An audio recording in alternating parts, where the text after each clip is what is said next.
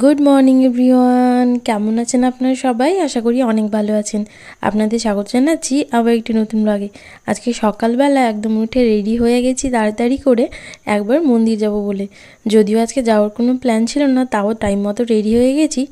আজকে সকালবেলায় জানেন তো, ঘুম থেকে উঠেই আমি মাকে বলছিলাম যে মা, অনেক দিন তো আমাদের অসুস্থ চললো, আর সামনে যেহেতু এক্সাম ছিল, ওই সব ঝামেলায় না অনেক দিন মন্দির যাওয়া হয়নি। অনেক দিন মন্দির যায়নি, একবার সময় করে যাবো এর ভিতরে। আর হঠাৎ বেলায় সকাল করে দেখছি মাসিরা এসছে হঠাৎ করে। মাসিরা এসে বলছে যে চল আজকে আমরা পুজো দিতে যাব, তুই যদি যাবি তো চল আমার সাথে। ওই জন্যই স্নান টান করে একটা ডালা নিয়ে চলে গেলাম। ডালাটা যদিও মাসিদের, আমি শুধু দুধ আর ডাবটাই নিয়েছিলাম।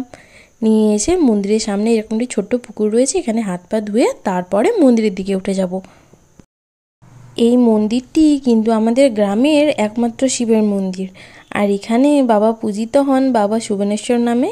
সামনের দিকে এরকম ছোট ছোট নন্দীর মূর্তি রয়েছে, আর পিছন দিকে রয়েছে মেন মন্দিরটা। যদিও মন্দিরটা ছোট, তবে কি বলুন তো, গ্রামের একমাত্র মন্দির তো, পূজা আর্চার দিন কিন্তু এখানে খুব ভালোই ভিড় হয়। আজকে যেহেতু তাড়াহুড়ো করে এসেছি, ওই জন্য আমি ধূপটাও আনতে ভুলে গিয়েছিলাম। তাই এখানে এসে আগে একটা ধূপটা কিনে চলে এলাম মন্দিরের দিকে। মন্দিরের পাশে এদিকে আবার ফুল গাছ টুল গাছ লাগিয়েছে, আর এদিকে না বাচ্চাদের খেলার জন্য কী সব দেখলাম, কয়েকটা ছোট ছোট খেলনার মতো করে দিয়েছে। বাচ্চাগুলো বেশ বসে আনন্দ করছে। এবারে আমরা চলে এসেছিলাম মন্দিরে। মন্দিরের ভেতরে না ঢুকে আর ক্যামেরাটা ধরতে আমার ইচ্ছেই করছিল না, তাই ভাবলাম পুজোর আগে একটু ভিডিওটা করি, তারপরে কিন্তু আর ভিডিও করবো না, একদম বাইরে বেরিয়ে তারপরে ক্যামেরা অন করব। মহাদেবের মন্দিরে পুজো দিয়ে এরপরে চললাম শীতলা মায়ের মন্দিরে। এই পুকুরটা হচ্ছে মন্দিরের মেন পুকুর। এইখানে তিমি কাঠ থাকে, নীল পূজার সময় তোলা হয়। এরপরে আমরা চলে এসেছিলাম শীতলা মায়ের মন্দিরে।